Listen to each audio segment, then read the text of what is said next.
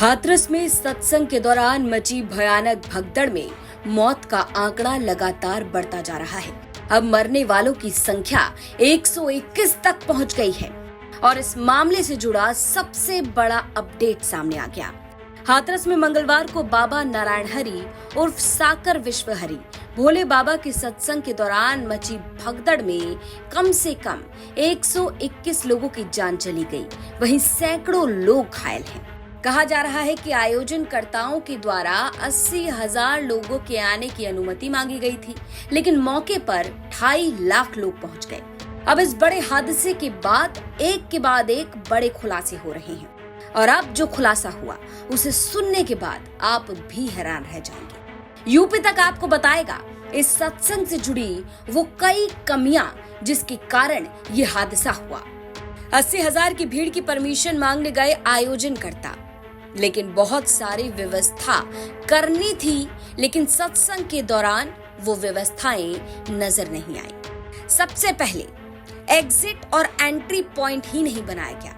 लोगों को मार्किंग करके बताया जाता है कि यहाँ से एग्जिट और यहाँ से एंट्री लेनी है, लेकिन ऐसी कोई भी मार्किंग मौके पर नजर नहीं आई। इमरजेंसी का रास्ता कोई नहीं निकाला गया, यानी अगर कोई भी अप्रिय घटना हो जाए तो इमरजेंसी में कहां से एग्जिट लेनी है वो रास्ता तक नहीं बनाया गया। मौके पर 80,000 के हिसाब से मेडिकल टीम नहीं थी। हालांकि मेडिकल थी भी या नहीं इसकी भी जांच की जाएगी। कम से कम इस मामले में 5 एम्बुलेंस होनी चाहिए थी, लेकिन मौके पर वो भी नहीं थी। भीषण गर्मी में भीड़ के हिसाब से कूलर और पंखे की व्यवस्था नहीं थी। वहीं कहा जा रहा है कि भीड़ के हिसाब से वॉलंटियर भी कम नजर आ रहे थे।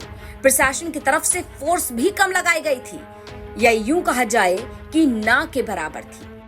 खाने पीने का उचित इंतजाम भी नहीं बताया जा रहा है। जिस रास्ते से बाबा का काफिला गुजरा उस पर कोई बैरिकेडिंग नहीं थी। आप सोचिए जरा, भोले बाबा जो ये दावा करता है कि उसकी चरणों की धूल से बड़ी बड़ी समस्याएं खत्म हो जाएंगी। पुराने कार्यक्रम में बाबा की चरणों की धूल लेने के लिए लोगों की भयंकर भीड़ जमा रहती थी और इस दौरान जिस रास्ते से बाबा का काफिला गुजरना था वहां पर कोई बैरिकेडिंग लगाई ही नहीं गई। आयोजकों द्वारा जो परमिशन ली गई उसमें सभी बातों का जिक्र किया ही नहीं गया।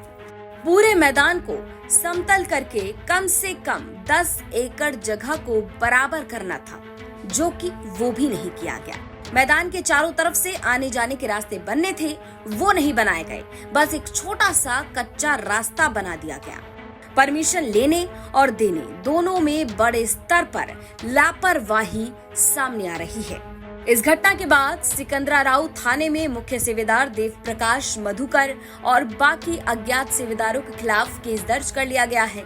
भोले बाबा का असली नाम है सूरजपाल, जो कासगंज जिले के बहादुर नगर के मूल निवासी हैं।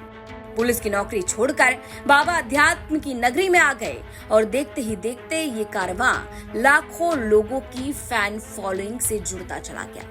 80 लोगों की परमिशन मांगी, 2.5 लाख लोग पहुंच गए और तमाम जो ये व्यवस्थाएं जो कमी दिखाई दे रही है वो अपने आप में कई बड़े सवाल खड़े कर रही है। ब्यूरो रिपोर्ट यूपी तक।